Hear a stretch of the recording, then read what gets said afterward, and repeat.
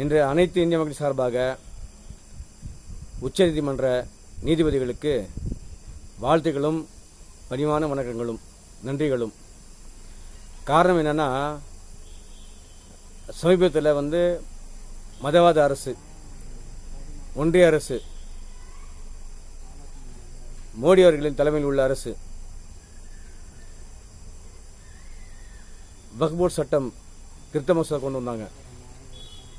என்ன விஷயம்னா, அது மூலமாக இந்தியாவில் கலவரம் ஏற்படுத்தணும், அதில் குளிர் காயணும், இந்த மாதிரி பல எண்ணங்கள் அவங்களுக்கு.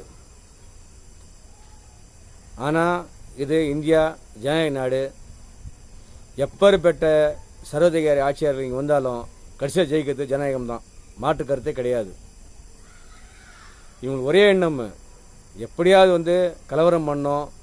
அவங்க இஸ்லாமியர்கள், இந்துக்கள், கிறிஸ்தவர்கள் அதுதான் ஒன்றுமே கிடையாது. அவங்களுக்கு எந்த மதமும் கிடையாது. அவங்களுக்கு மத தோஷம் வச்சுக்கின்னு அது மூலமாக வாக்கரசியல் பண்ணோம், மதவாத அரசியல் பண்ணோம், அதில் குளிர் காயணும். இந்த பாசிச எண்ணம் தான், பாசிச எண்ணம் நிறைவேறாது. இன்றைக்கி அருமையான தீர்ப்பு கொடுத்துருக்காங்க. இடைக்கால தீர்ப்பு தான், இருந்தாலும் சந்தோஷப்பட வேண்டியது, நிம்மதி அடைய வேண்டிய தீர்ப்பு. வரவேற்கிறோம். தமிழக பாரதிய ஜனதாவில் தமிழ்நாடு தலைவர் ஆடு அண்ணாமலை அறுத்துட்டாங்க. அறுத்துட்டு பலி போட்டாச்சு.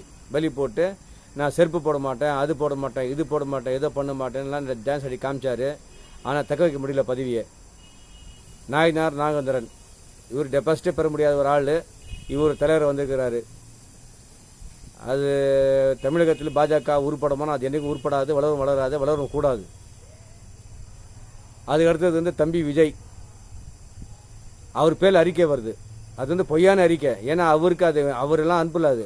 அவர் ஒரு டீம் வச்சுருக்காரு, பணம் கொடுத்து டீம் வச்சுருக்காங்க. அவங்க அந்த காலகட்டத்தில் தேவையான ஒரு மெசேஜ் வச்சு இவர் தலைமையில் இவர் சொன்ன மாதிரி ஒரு அறிக்கை விட்ட மாதிரி அறிக்கை விடுவாங்க. இது மக்கள் நம்பவே தேவையில்லை. ஆனால் உண்மையான விஜய்க்கு வசனம் எழுதி கொடுக்க வேண்டிய வசனங்கள் எழுதி கொடுத்தா, அதுக்குள்ள பணம் கொடுத்தா அருமையாக பேசுவார். ஏன்னா நடிகர் தானே. அதே மாதிரி இவருக்கு வேறு இடத்துல சில அசைன்மெண்ட் இருக்குது, அதுக்கு வசனம் எழுதி வரும். அப்போ அவர் மனப்படம் மட்டும் பேசுவார். அது விஜய் வேறு.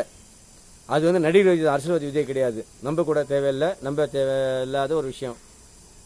இதுக்கு அடுத்தது ஐயா எடப்பாடி, இவர் பாஜகவோட கூட்டணி சேர்ந்த உடனே திமுக பயந்துச்சான்.